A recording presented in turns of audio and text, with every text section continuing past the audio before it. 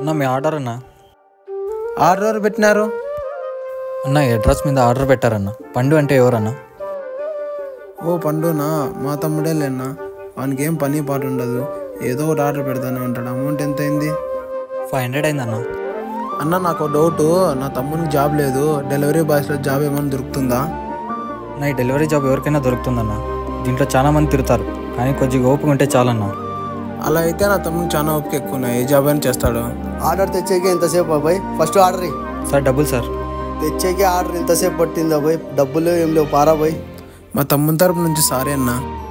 అన్న మీ తమ్మునికి చాలా ఓపిక ఉందన్న, ఖచ్చితంగా జాబ్ దొరికిద్దన్న. డబ్బులు ఎంత అయినా? 500 అయిందన్న.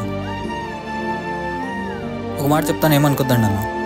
అయ్యో పర్లేదు చెప్పన్నా. కడుపు నిండుకోవడానికి చాలా కష్టపడతామన్నా, ఇవన్నీ మాకు అలవాటే అన్న.